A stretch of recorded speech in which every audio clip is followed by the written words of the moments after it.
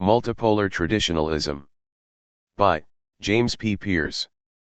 In considering the ideological and geopolitical currents that shape modern discourse, especially through the lens of Alexander Dugin and his doctrine of multipolar traditionalism, it's essential to analyze the ways in which his worldview intersects with and deviates from orthodox theology and broader philosophical traditions. While Dugin advocates a rejection of Western liberalism and champions a multi-civilizational order grounded in traditional values, his thought diverges significantly from the orthodox theological framework, which remains a more nuanced and spiritually anchored approach to the relationship between culture, tradition, and governance. Dugin's multipolar traditionalism.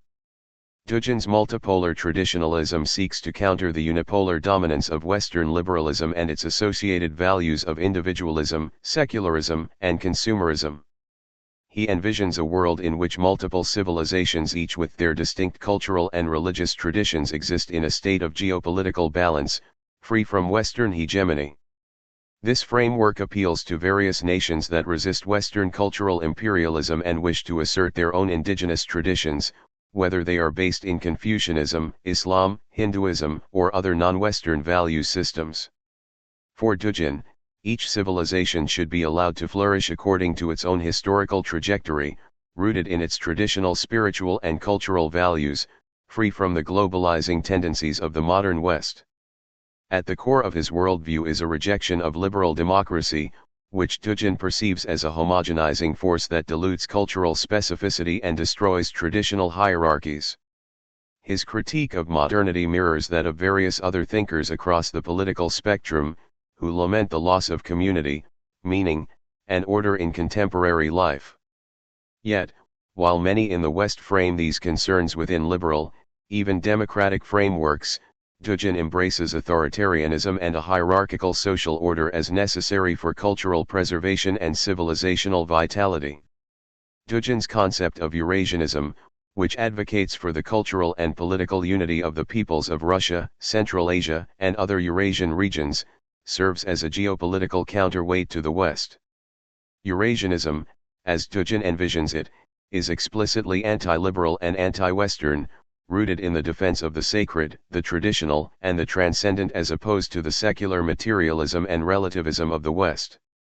Divergence from Orthodox Symphonia. However, while Dugin's thought borrows elements from Orthodox theology, his system of multipolar traditionalism is not truly orthodox. Orthodox Christianity, particularly through the framework of Orthodox Symphonia, does emphasize a harmonious relationship between the Church and the state, but this harmony is not meant to uphold authoritarianism or the glorification of cultural superiority. Instead, the purpose of Orthodox Symphonia is to ensure that both the spiritual and temporal realms work together for the common good, justice, and the salvation of souls, all within a framework of divine humility and love.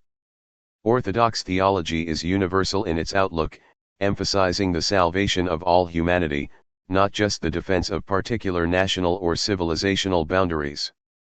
While Dugin's ideology calls for a multiplicity of traditional civilizational orders, his understanding of tradition is filtered through a political lens that reduces faith to a cultural and civilizational tool rather than a spiritual path of salvation. In orthodoxy, culture is important, but the primary goal is not to defend one's own culture at the expense of others. Rather, the ultimate aim is to seek union with God and help others do the same, regardless of their cultural or civilizational background. Moreover, Dugin's traditionalism often embraces a kind of radical anti-modernity that can lead to an outright rejection of technological, political, and social progress, whereas Orthodox theology is capable of engaging with modernity critically and thoughtfully without completely dismissing its positive elements. While Dugin sees the West as an existential threat to the survival of tradition, Orthodoxy does not view the West or any other civilization as inherently irredeemable. Instead, Orthodoxy offers a path of repentance and transformation for all nations, recognizing the presence of both good and evil in every culture. The Western misunderstanding of multipolarity. The West, particularly in its liberal and secular iterations, has a difficult time understanding Duggin's multipolar vision because it operates from a framework that assumes the universality of liberal democratic values.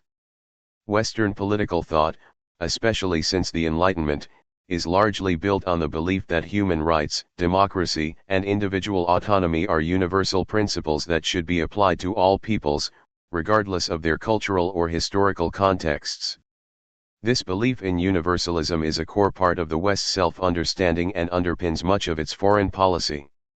To the Western liberal mind, multipolar traditionalism can seem alien or even dangerous, as it proposes a world in which different civilizations have different standards of governance, human rights, and cultural norms. This relativism is antithetical to the Western project of spreading liberal democracy and human rights.